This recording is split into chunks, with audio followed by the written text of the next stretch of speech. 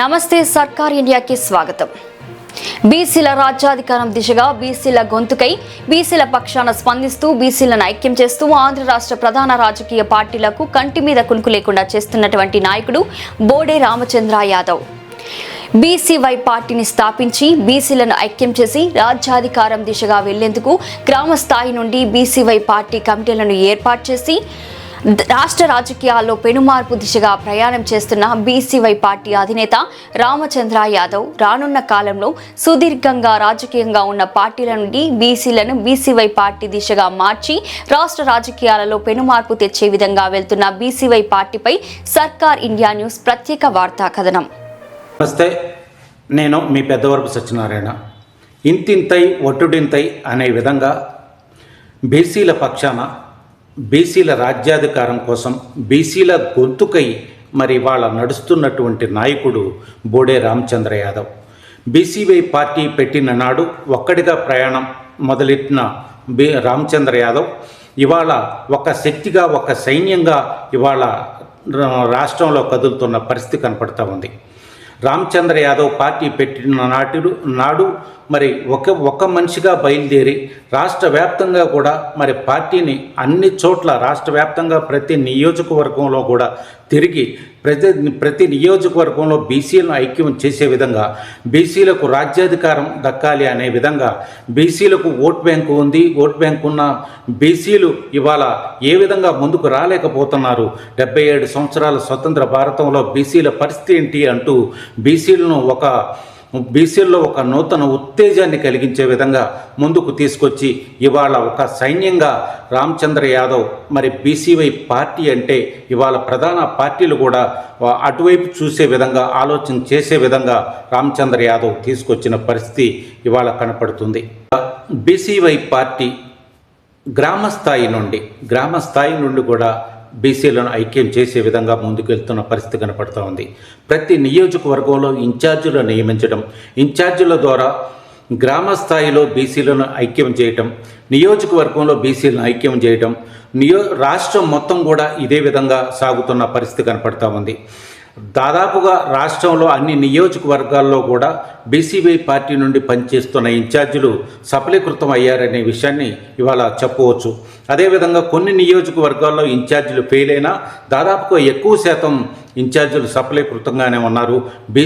BCY party వైపుగా బీసీలను మళ్లించే విధంగా మరి సాగుతున్న పరిస్థితి కనపడుతున్న నేపథ్యం రాష్ట్రంలో ప్రధాన అగ్రకులాలైనటువంటి రెడ్డి కమ్మ పార్టీలతో ఉన్నటువంటి రెండు ప్రధాన పార్టీలు కూడా ఇవాళ అధికార ప్రతిపక్షాలుగా కొనసాగుతున్న పరిస్థితి కనపడుతూ ఉంది.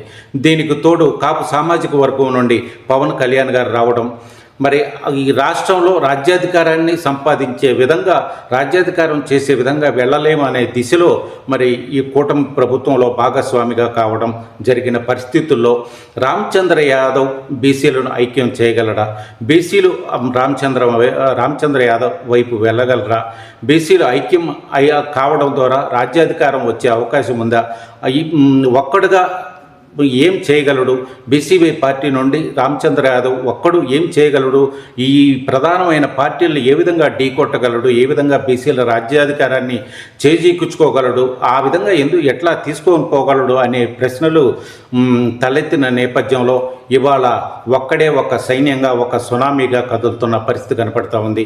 బీసీలను ఐక్యం చేస్తున్న పరిస్థితి కనపడుతూ ఉంది. బీసీలందరూ కూడా రామచంద్ర యాదవ్ వెనకే నడిచే విధంగా మరి ఇవాళ ముందు కదులుతున్న పరిస్థితి కనపడుతూ ఉంది.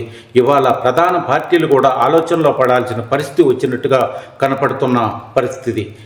అదేవిధంగా ఇవాళ రామచంద్ర యాదవ్ ఏ కార్యక్రమాన్ని పెట్టినా, ఎక్కడికి వెళ్ళినా, ఏ నియోజకవర్గానికి వెళ్ళినా మరి ప్రజలు తండోపతండాలుగా రావటం, రామచంద్ర యాదవ్కు మద్దతు తెలపటం అనేది ఇవాళ ప్రధాన పార్టీలకు కంటి మీద కునుకు లేని పరిస్థితి కనపడుతున్న నేపథ్యం. అదేవిధంగా బీసీల పక్షాన బీసీల గొంతుకై బీసీల రాజ్యాధికారం కోసం ఇవాళ ఏపీ రాష్ట్రంలో రాష్ట్ర వ్యాప్తంగా తిరుగుతూ బీసీలను ఐక్యం చేస్తున్నటువంటి రామచంద్ర యాదవ్కు కలిసొచ్చే విషయాలు అతను ధైర్యవంతుడిగా ఉండటం, ధనికుడిగా ఉండటం, మరి కేంద్రంలో అగ్రగామి నాయకులు, బీజేపీలో అగ్రగామి నాయకులు ఇతనికి అండగా ఉండటం, బీసీలు ఐక్యంగా ఉండే విధంగా మరి బీసీ నాయకులు కూడా ఇతనికి సహకరించడం, వెళ్తున్న విధానంలో ముక్కుసూటిగా వెళ్ళటం, బీసీలను ఐక్యం చేసి రాజ్యాధికారం అనే దిశగా మరి ముందుకు వెళ్ళటం అనేది ఇవాళ రామచంద్ర యాదవ్కు కలిసి వచ్చే విషయాలుగా మరి ఇవాళ మాట్లాడుకుంటున్న పరిస్థితి కనపడుతూ ఉంది. ఈ పరిస్థితుల్లో రానున్న మరి ఎన్నికల వచ్చే సమయానికి రానున్న ఎన్నికల్లో బీసీవై పార్టీ నుండి రాష్ట్ర వ్యాప్తంగా మరి ఇన్ఛార్జీలను ఎట్లా పెట్టే ఉన్న నేపథ్యంలో రాష్ట్ర వ్యాప్తంగా మరి ప్రతి నియోజకవర్గానికి మరి ఆ ప్రతి ఒక్కళ్ళని నిలబెట్టే విధంగా, ప్రతి నియోజకవర్గం నుండి పోటీ చేసే విధంగా, ప్రతి నియోజకవర్గం నుండి బీసీలు ఐక్యం చేసే విధంగా మరి ముందుకు సాగే ప్రయత్నాలు ఇవాళ సునామీ లెక్క కొనసాగుతున్న నేపథ్యంలో మరి ఈ ప్రధాన పార్టీలు అయినటువంటి టీడీపీ కావచ్చు, వైసీపీ కావచ్చు, జనసేన కావచ్చు, వీరు మరి ఆ సమయానికి ఏం చేయబోతున్నారు? బీసీల పార్టీలు అని చెప్పుకునే వీరు బీసీల పక్షాన మేమున్నాం, బీసీల పార్టీలే ఇవి అనే విధంగా మరి అధికార ప్రతిపక్షాలు కానీ మరి జనసేన పార్టీ చెప్తున్న నేపథ్యంలో ఎన్నికల సమయానికి బీసీలు పూర్తిగా రామచంద్ర యాదవ్కు సపోర్ట్ చేస్తారా? బీసీలు ఐక్యం అవుతారా? బీసీలు గర్జన అనే విధంగా వెళ్తున్నటువంటి రామచంద్ర యాదవ్కు మరి బీసీలు గొంతుకై నిలుస్తారా? మరి బీసీలు రామచంద్ర యాదవ్ వెనకే నడుస్తారా?